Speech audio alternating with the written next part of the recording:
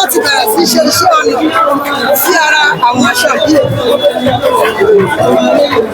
Who is the leader of this group? Where is the leader? David, can you come and give us more explanation?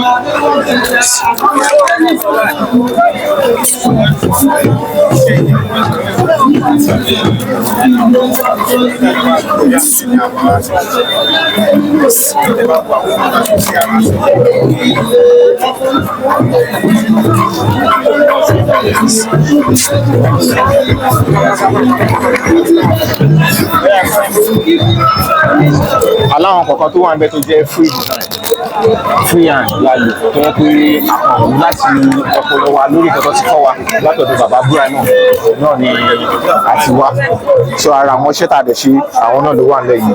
Sọ̀rọ̀ náà yẹn náà nígbà tí ẹ bá ti lówó ṣọ́ọ̀bù wa ní ìlú bá yẹ kó ní ìbéèrè wa lọ́wọ́ àwọn tí ò bá mọ̀ nípa ìfẹ́lẹ̀ ẹni bá mọ̀ tí ò tí ì wá lọ lórí bí ẹ ṣe ń pààrọ̀ àwọn lóríṣiríṣi ìwé àwọn wọ́n fún ìpè ní ìrìn àrùn lọ́jọ́ báyìí kọ́lọ̀ ṣe láti ṣàkóso àwọn ọmọ ìyá tó wà náà.